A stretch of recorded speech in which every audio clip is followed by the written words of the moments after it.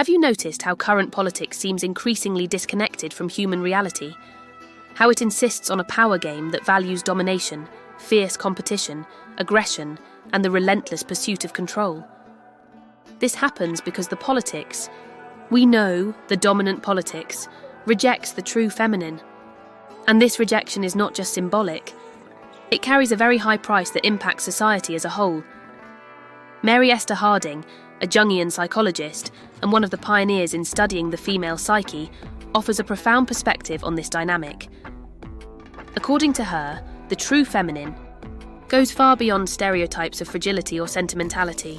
It represents fundamental qualities for building a healthy collective life: empathy, deep listening, intuition, care for others, connection to the unconscious, and a sense of community. However, these qualities have been systematically excluded from the political field, dominated by patriarchal structures that exalt what is associated with the masculine, such as cold rationality, aggressive assertiveness, and the pursuit of power at any cost. The feminine in this scenario is seen as something fragile, irrational, or even an obstacle to making serious and objective decisions. This exclusion has devastating consequences. Look at the world today: environmental crises, deep inequalities, violent polarization, and a politics that seems incapable of dialogue and bridge building. Much of these problems stem precisely from this rejection of the feminine, from the disconnection with what is sensitive, inclusive, and transformative. Let's consider concrete examples. When a political leader rejects dialogue and prefers imposing ideas, when they disregard minority voices or ignore the needs of the most vulnerable communities, they are rejecting precisely the qualities of the true feminine: the care, empathy, and pursuit of social justice. This kind of stance ends up generating more conflict, crises, and dissatisfaction. Moreover, this rejection directly affects women in politics and society.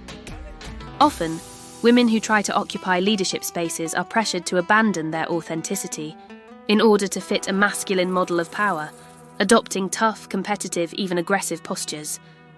This carries a huge cost: the loss of diverse perspectives and the impoverishment of politics as a plural and democratic space.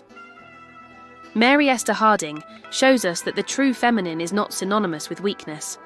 On the contrary, it is a deep and transformative force that arises from connection with genuine emotions, intuition, and the collective. It is a force that knows how to wait, that welcomes, listens, and acts with wisdom. This force is vital for politics that seeks real, lasting, and humane solutions. When politics rejects the feminine, it loses its soul. It becomes an empty power game, a space where ego and ambition override responsibility and ethics.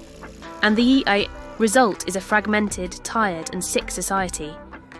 On the other hand, by reclaiming the true feminine, we open the way to a politics that listens, embraces diversity, values care for others and the planet. A politics that recognizes that true power lies in the ability to build bridges, care for the community, and promote social and environmental justice. In this video, you will understand how the true feminine has been excluded from politics throughout history and the mechanisms that maintain this exclusion to this day, the devastating effects of this rejection on our daily lives, public policies, democracy, and the future of the planet. Why reclaiming the feminine is an urgent and collective task, necessary to face the great challenges of our time. Examples of leadership and movements that embody the true feminine and the positive impacts they are generating in the world. How Mary Esther Harding's teachings can help us recognize and value this force within ourselves so that we can contribute to this political and social transformation. This is an invitation to rethink power, to question outdated models, and open space for a more humane, balanced, and inclusive politics. Because the price of rejecting the true feminine is far too high: polarization, violence, inequality, and a growing sense of hopelessness. Are you ready to awaken this awareness and help build a new path? A path where power is exercised with courage, sensitivity, and responsibility, where the true feminine has its rightful place, bringing balance and wisdom to politics and life.